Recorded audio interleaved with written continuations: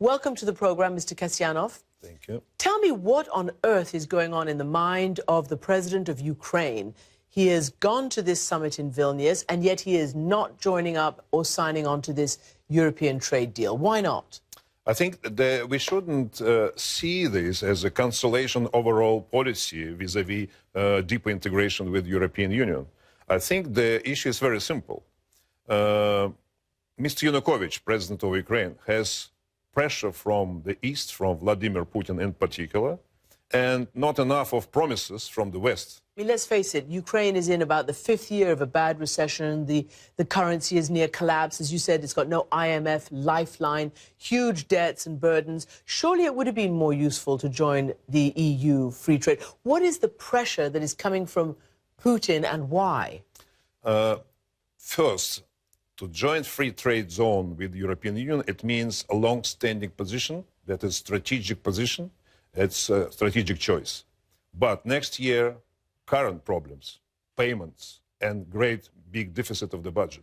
And when there are no promises, I think just those people who are not prepared to take risks for the reforms, which usually politicians take in the West, and they got afraid.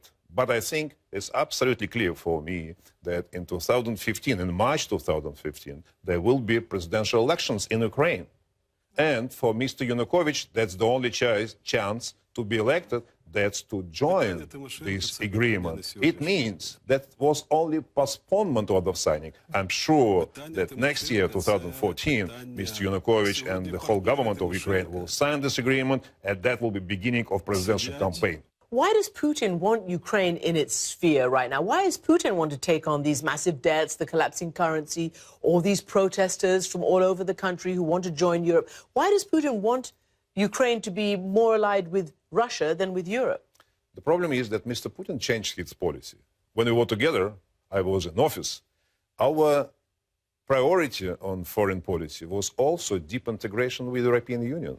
That was his first term. And with his first term, and I was in the Prime Minister's office. And we moved towards this direction. And we led the whole process. Ukraine was together with us. Then suddenly, Mr. Putin, 1 year after my departure, just changed his policy and appeared to be that European Union not just a friend but competitor, if not to say just to use more strong word on that. That's why just in his policy to move in different direction, he tries to secure Ukraine together with Russia. So tell me, what is going on? Let's have a status report on what's going on inside the political machinations of President Putin. Why has he changed so dramatically? Why do we have this repression of political rights in Russia? Why do we have the arrest of the 30 Greenpeace activists, the anti-propaganda law, which is causing such a problem maybe for the Sochi Olympic Games? Arresting Pussy Riot and putting them in jail. What is happening inside Mr. Putin's head right now? The problem is Mr. Putin made a dramatic mistake in 2004 and 2005. Then instead of try to be elected as he did in the year 2000, in 2004 that was already manipulation. 2008 that was manipulation of appointing Mr. Medvedev, just temporarily occupying the post of president, etc. And since that time, we don't have elections in Russia. We have imitation of elections. That's a crucial mistake. And in this policy, Mr. Putin, since 2005, didn't pursue any reform. Russia badly needs reforms because the structure of economy and a position in the economy is very fragile. As soon as oil prices fall down, it will be social disaster. Even with this high oil price, we have problems now. We have no GDP growth. We have already for a year no growth of industrial output. We're facing big problems next year already. Mr. Putin, that's responsible for that. He just lost the, I would say, gold period when oil prices and gas prices were high. And Russia could achieve a lot and could jump up in its development. Simply those money were eaten.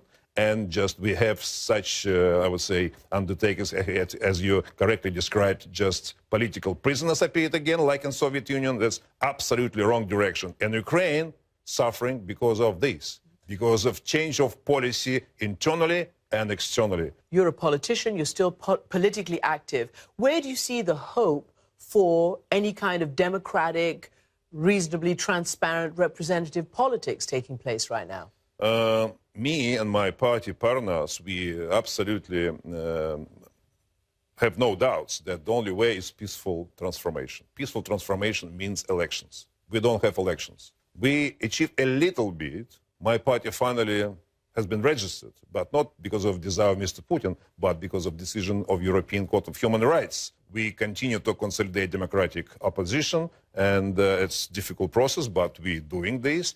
Next year will be Moscow Duma city council elections, which is important, could be ranking number 4, and we consolidate, we built a coalition, and I think we have a chance to do this. And I don't believe that Mr. Putin already just lost his, I would say, mind in terms of making himself as a dictator, full dictator. I don't think he will stand forever, as in our history sometimes happens. I think he should think about exit strategy, and we can help him to build it up. The Ukrainian president refuses to free the jailed opposition leader, Yulia Tymoshenko. She's now gone on hunger strike in support of these protesters. What is the future of dissent, human rights, people like Tymoshenko who want to challenge the system, whether in Ukraine or in Russia? I think in Ukraine that's a little bit easier situation than in Russia. Unfortunately, we now just have political prisoners. That's we can say that peaceful demonstrators of 2012, which already more than 1 year in jail, without any special, I would say, incrimination, and they did nothing to be in jail. Pussy Rights group also, these girls in jail for nothing. And many other scientists and even businessmen, Mikhail, for instance, continue to be there.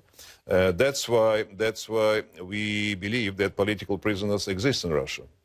Mr. Putin doesn't want to admit that. But the problem is Russia is a full member of the Council of Europe. And Russia ratified European Charter of Human Rights, European Convention of Human Rights and Political Freedoms. And Russia right now doesn't implement any of those positions. That's what the question is to European leaders. Why Mr. Putin managed to get a special ticket not to implement international obligations? If in other European countries some problems appear, immediate reaction visible. If in Russia continue everyday violations take place, nothing takes place. Russia, a strong country, of course, Russia supplies a lot of natural gas, but that should not be some kind of compromise, that people, leaders should not close their eyes on those violations in Russia. And that's why there should not be, I would say, compromise on principles. On that note, former Prime Minister Kasyanov, thank you very much indeed for joining me. Thank you.